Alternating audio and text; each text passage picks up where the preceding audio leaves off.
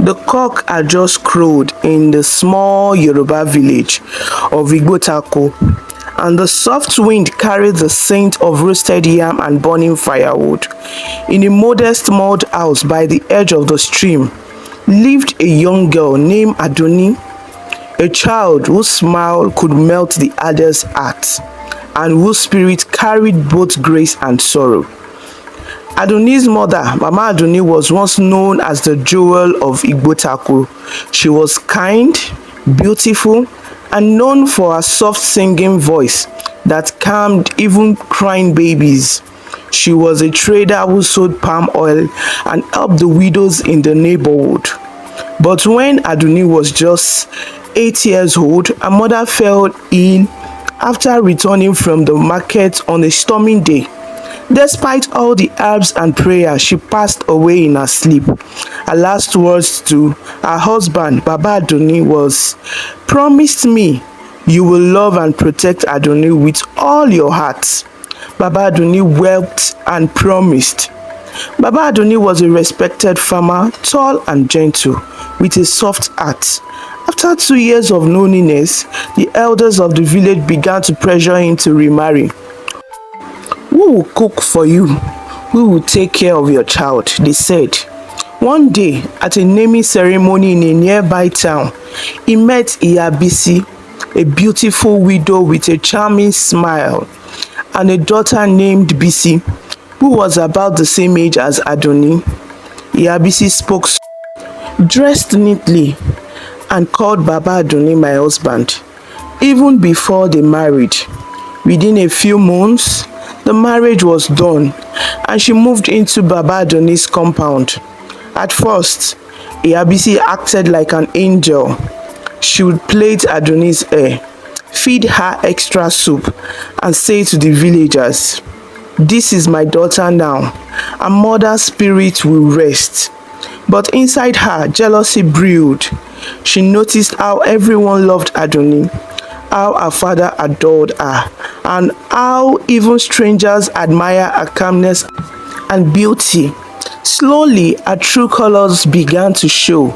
She would wake Adunni before dawn to fetch water, sweep the entire compound, and cook breakfast for everyone before the rooster crowed. Meanwhile, her own daughter Bisi slept like a princess. If Bisi made a tiny mistake, Iyabisi would shout, "Lazy girl, your mother spoiled you before she died. You will not bring your useless habit into my house."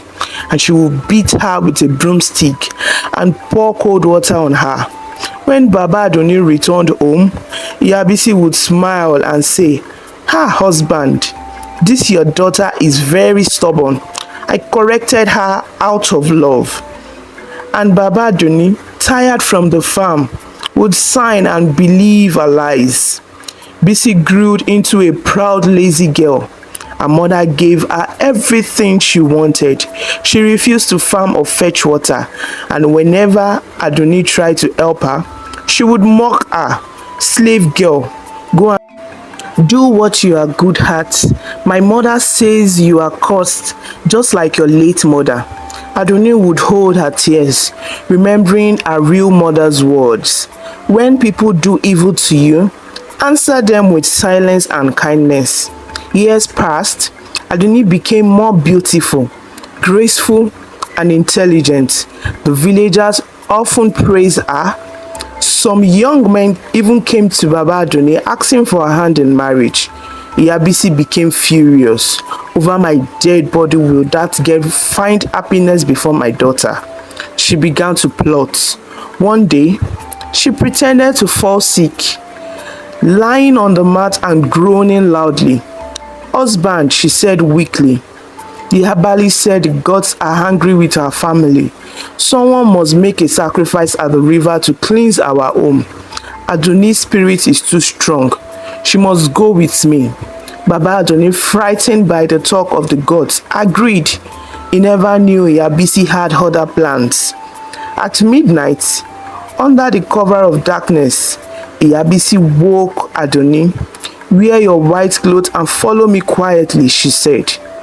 We are going to pray at the river so that blessings will come upon you." Adunni followed, barefoot and shivering. The moonlight reflected on the calm surface of the river. Crickets sang. The night was still. When they reached the deepest part of the river bank, Iyabisi's eyes grew cold. She looked around. No one in sight. Then she said sharply, "You took my husband's love. You took people's attention. Now let the river take you." Before Adunni could understand, Iyabisi pushed her into the water. "Help me, Mama!"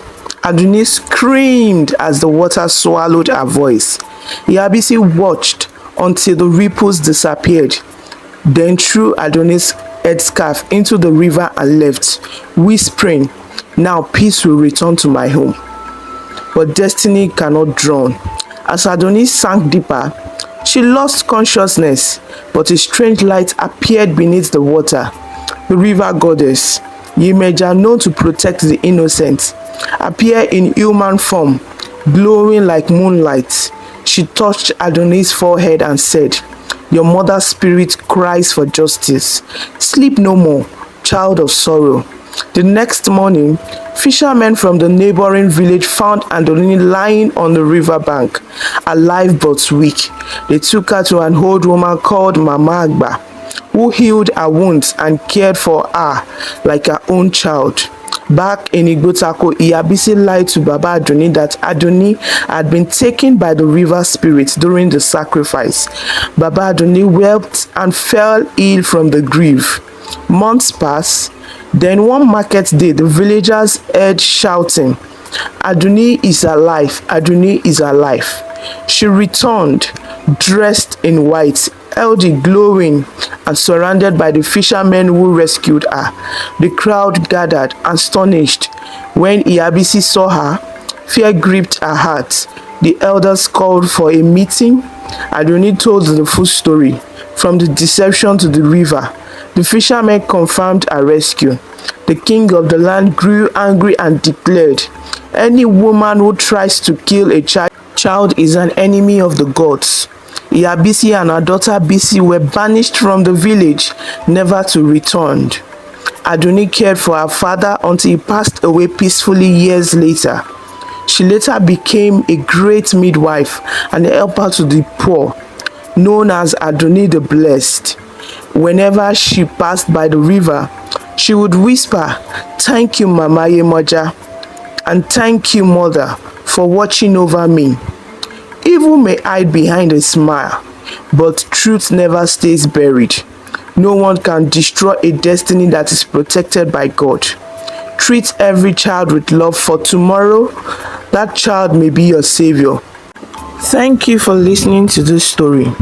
Before you go, kindly subscribe to the channel and click the notification bell so you won't miss the next story.